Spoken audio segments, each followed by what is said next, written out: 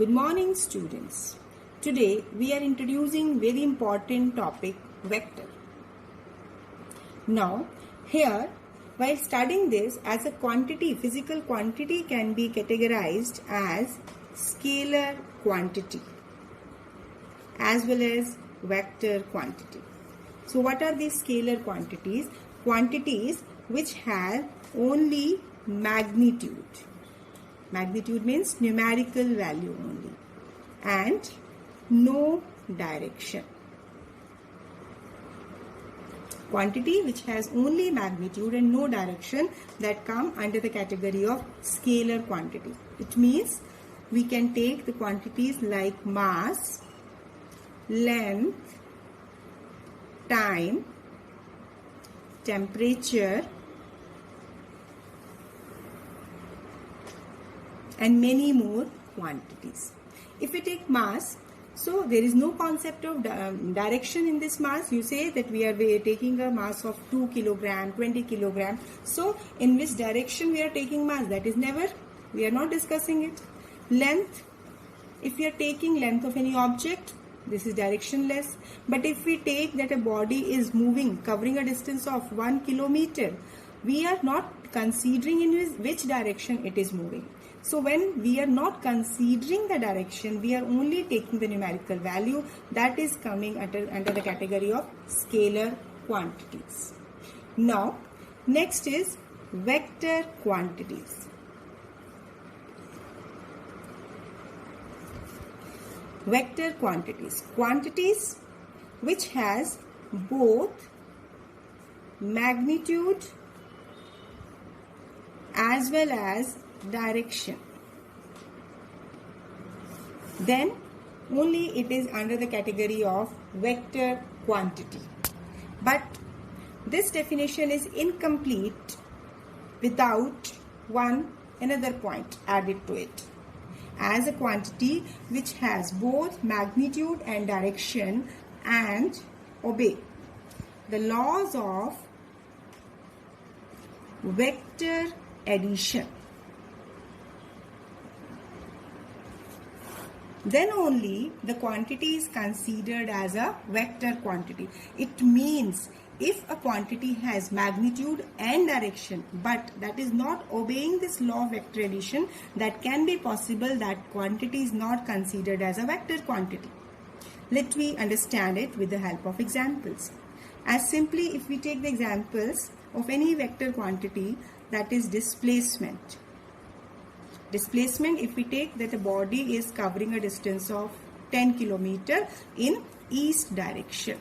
So direction is representing, so displacement, it means total path length covered by an object in a particular direction. Here it is in east direction, or it is moving in the north direction, or in any direction. If we are considering that particular direction along with the distance or path length covered, then it is a vector quantity. Velocity. Velocity is an example of it. Force, acceleration, momentum, many more physical quantities which obey magnitude, which has both magnitude and direction and obey laws of vector addition, that is a vector quantity.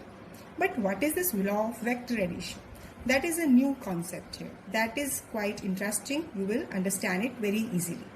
Now, as we are taking these different quantities, these are vector quantities. But if there exists any quantity which has magnitude, which has direction, but it is not obeying law of vector addition, is it practically feasible that any quantity coming under such conditions? Yes. Let me take current. We all know that when a current is coming through any source, suppose it has been connected to any battery, and let the two resistances, that it is 2 ohm and the resistance second is 3 ohm. these are connected in parallel. As you have done this concept in class 10, so I am taking it. Now suppose through this battery, whatever be the voltage, you can take it as here 5 ampere current is coming through the battery. So what will happen? We simply take that depending upon the applied voltage, depending upon the value of resistance, current will be divided. So that the algebraic sum of current at this point will be equal to 5 ampere. As let it be the current across 2 ohm resistance is 3 ampere, current across 3 ohm resistance is 2 ampere. I have simply taken it. I have not taken any battery voltage, I am taking as an example. Now you can see this current of 5 ampere is divided into two parts, 3 ampere and 2 ampere. So when these are combining, these are giving here from here 3 ampere, here it is 2 ampere, again you are getting 5 ampere. It is simply obeying algebraic rule. Like any two numbers are added in maths, suppose 7 is equal to 3 plus 4 or 5 equal to 1 plus 4 or 2 plus 3 or any other combination. So it means you can say for the current, although it has magnitude, although it has direction, still for its addition, law of vector addition cannot be applied. Here we are not considering that whatever is the angle between these two branches. What can be the angle between these two branches? We have never considered. In 10th class, when you were doing experiment, you were doing circuit, you have never worked on the condition that there exists some angle between these two lines. You never done this. You simply take these two currents are added at this point. These two currents are adding at this point. So it means current is a physical quantity which is not a vector quantity, although it has both magnitude and direction. Reason? Because it is not obeying the law of vector addition. Law of vector addition, when we will introduce, there will be the concept of angle between the vectors that will also play a very important role. So here current is a scalar quantity. Similarly, when we take pressure, pressure is force per unit area. This is also a scalar quantity, although it has magnitude as well as direction. How? Let me take, this is a balloon, and when we are taking, let the pressure applied from outside it, that is P1, from this side it is P2. Suppose we are taking a balloon pressing from both the sides, or you are taking a rubber ball pressing from both the sides. So you are applying pressure on this point from this side, that is force per unit area at this point, that is towards the inner side. Here this pressure exerting on this end, on this point, that is also inward. You can see easily that these two directions are exactly opposite. But when we are taking total pressure, it will not be equal to P1 minus P2. Rather, it will be equal to P1 plus P2. We are taking total pressure exerted on the point. So it means pressure is also a quantity which has both magnitude as well as direction. Still, it is not obeying law of vector addition. So by this way, we have considered how these two quantities, current and pressure, these are scalar quantity. Now, vector can also be classified as polar vectors as well as axial vectors.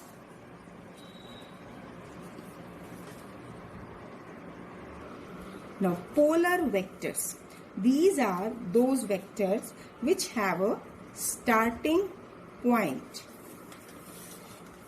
or a point of application, which has a starting point or a point of application and act along direction of motion of the body. Now how can we understand? Let me take an example of displacement. Vector quantities we are taking, that is categorized as polar as well as axial. So displacement, when we are taking, see, if you have to measure, you have to check displacement, you require some starting point or reason you take it as. So O to A, this is taken as the OA, that is the displacement, because here it is having some starting point. If you are taking force, in which direction you are applying force, at what point you are applying force, that this is having a point of application of force. So basically, when a vector which has a starting point or a point of application, then in that particular case, this vector act along the direction of motion. If the body is moving from O to A, the direction of displacement will be from O to A. And here, if the body under this force, it is moving along this direction, so direction of force will be along the direction of its motion. Now, axial vector. Axial vector, when we are taking, it doesn't have any starting point. We cannot talk about their starting point. So, up to what point, to which point it is related? It is basically related to rotational effect. This axial concept is related to rotational. As simple terms, you can see that suppose a body is rotating about its axis. If any body is rotating about its axis, then it will have rotational effect. So the vectors which represent rotational effect and act along this axis of rotation, these are taken as axial vector. It means those quantities, those physical quantities which have this rotational effect, that are under the category of axial vectors. Example can be angular velocity, angular momentum, torque. All the quantities that have the effect of rotation, that come under the category of axial vectors. So here we have introduced what are scalar vector quantities. Now how can we categorize this vector as polar and axial vectors? Now after this, we should understand what is representation of a vector, how a vector quantity can be represented. Actually, a vector is represented by a straight line. As when we are taking a vector, this is simply a line. This is not representing a vector. So how it will be taken as a vector? When I will take that this is a straight line with an arrow at its ending point. That is taken as its tail. This is the starting point. And this is the ending point or tail. This is not tail, this is the tip or head. This is your starting point or tail. You can also take it as origin. So if this is point is O, this is labeled as A, and it is having length of 5 centimeter. So you will take OA is a vector. This will be equal to 5 centimeter. But when we are representing it symbolically, this is the picture representation. When we have to represent it symbolically, then vector quantity is represented by arrow over the quantity. If you have to represent OA vector, then this arrow line with head, with this arrow over it, this line, this is taken as a vector. Suppose if we are taking a vector from O to B and it is having length of 5 centimeter. So how can we represent this vector? This will be OB. Vector will be represented by O to B. Here this arrowhead, that will be always towards the right side. It will never be that when the vector quantity is representing along the left side. So you should also, you have not to represent it from B to A. You will take it from O to B. See here, this is from O to B.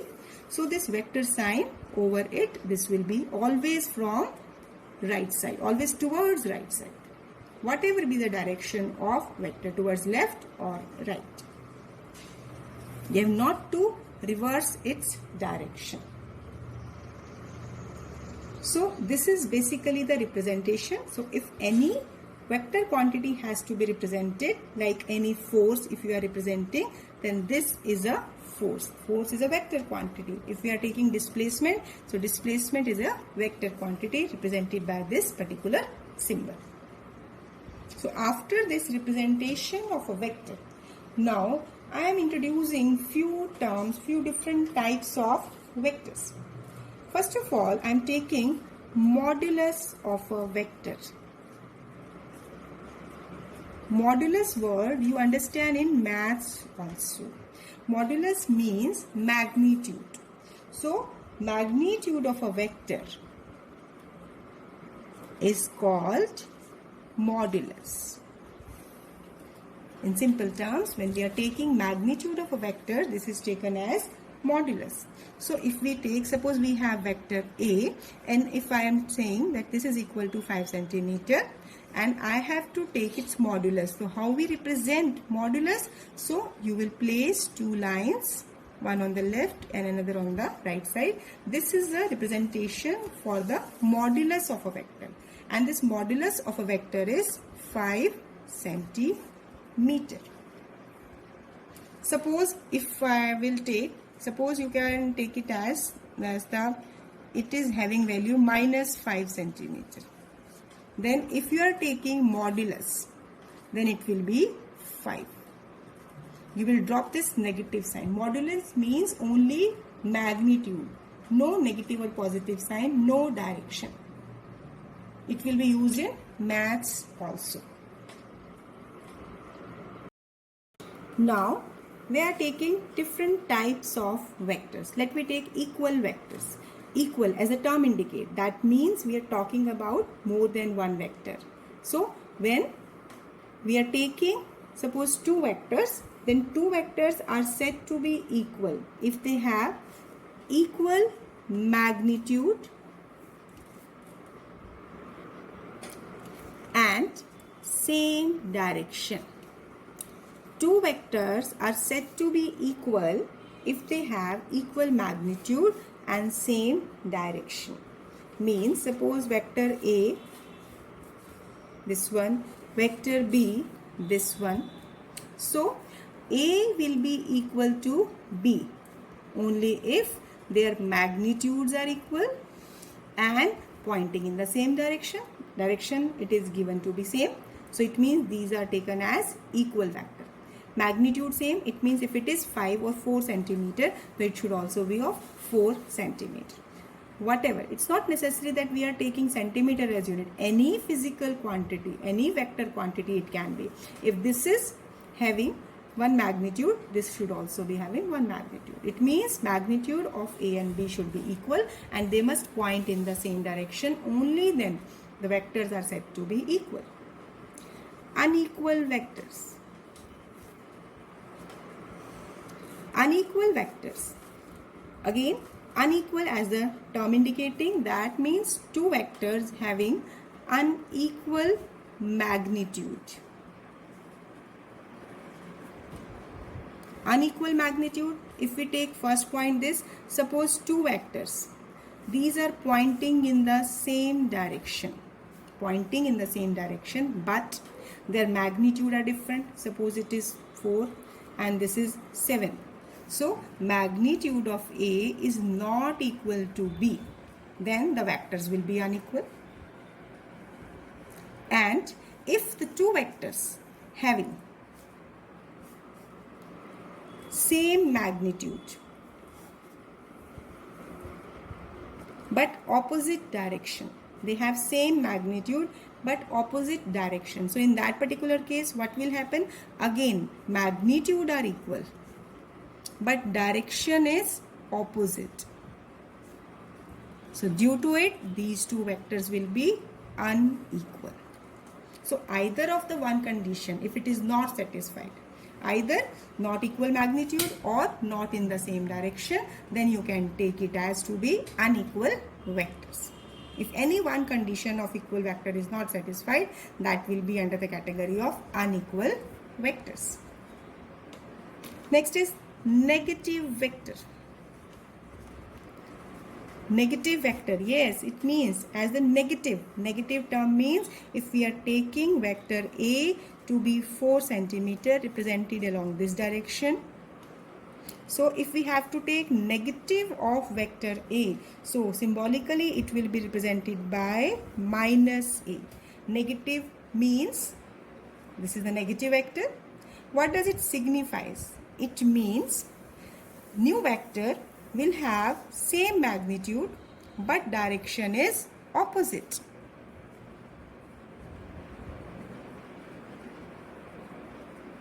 We can represent it by B or we can leave it as minus A. If we are taking another vector whose magnitude is same but direction is reversed, then it will be taken as a negative vector. Next is co-initial vectors. Co-initial, that means they are the vectors whose initial point is common, whose their starting point is common. Those vectors are said to be co-initial, means their common initial point.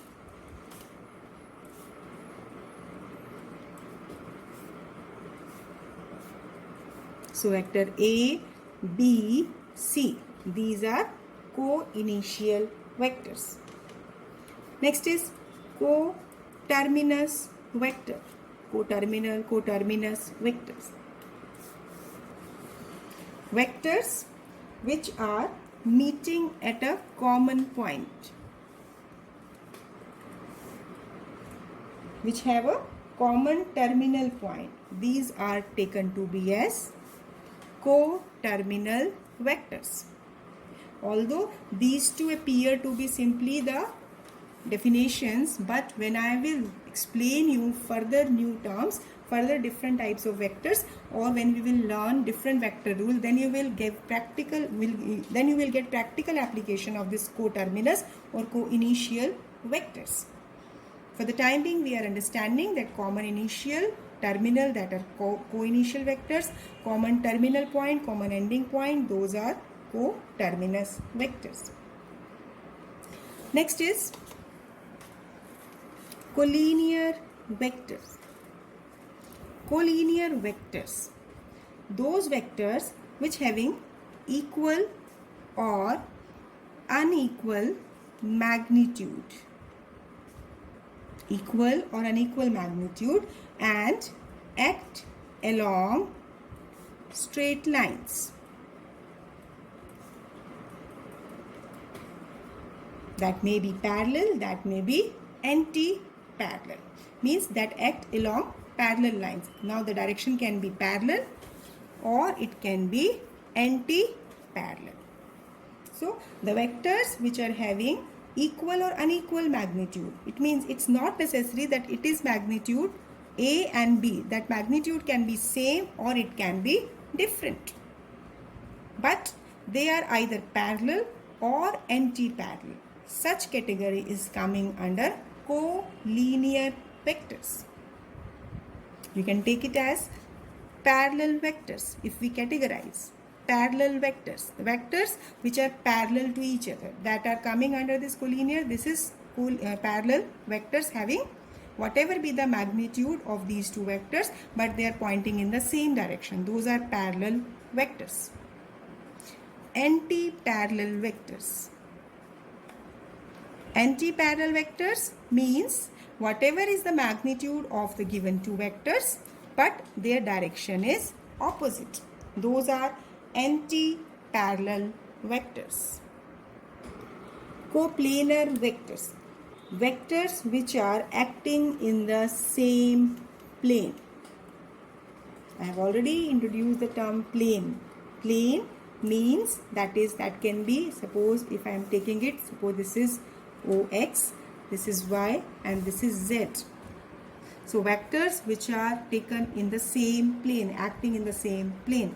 Suppose if I am taking this XY plane, like this space, whatever vector I will draw, parallel, anti-parallel, whatever vector, whatever direction of these vectors, these all vectors which I have drawn within this XY plane, these are coplanar vectors. Similarly in XZ, this is XZ plane. So if I am taking these two vectors or any this vector, now these vectors which I have drawn here, this is in XZ plane, these are all coplanar vectors. Similarly, I can take any vector 2, 3, 4, whatever be the vector which I am drawing here, this will be in the YZ plane. Actually,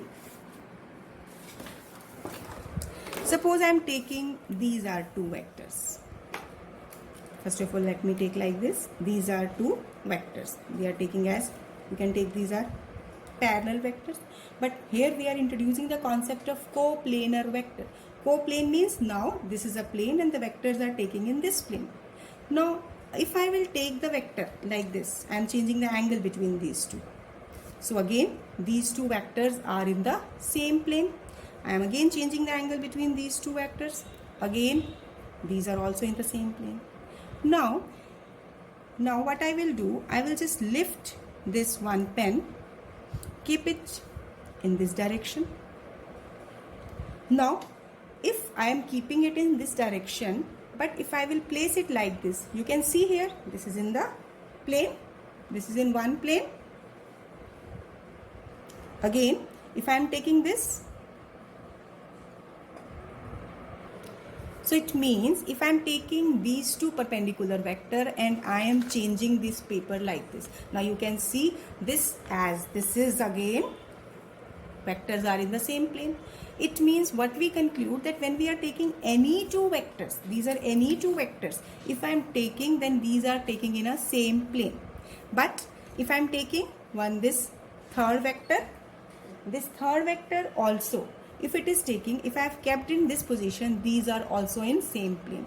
But if I will just change its position, one is like this, another is like this. I am making it in the perpendicular direction like this. So you can see if this is along x-axis, this is along y-axis, this is along z-axis. Now these are not in same plane. This is in the perpendicular plane. So it means minimum two vectors can be in same plane, but if the angle between these three vectors is going on changing, they are not in the same plane. They will be in the same plane when like this. These are representing like this. So it means, so in simple terms, coplanar vectors are the vectors which are always acting in the same plane. Next is localized vector. Localized vector, it is a vector whose initial point is fixed. You can take, suppose you can see, I will introduce it later also, that if O is the origin, if I am taking this position vector is a localized vector. Why? Because its initial point is fixed or localized at a particular point. That's why it is taken as localized vector. Then non-localized vector. Non-localized vector means its initial point is free. Initial point is not fixed. That is taken as non-localized vector. Displacement vector, which I will introduce, this position vector and displacement vector I will introduce in my next lecture. So displacement vector is an example of non-localized vectors. So that's all for today. Today I have introduced the basic concept of vector, scalar quantity, then basic concept of different types, how to represent a vector, symbolic representation, and different types of vectors. Revise all the concepts thoroughly. Thank you.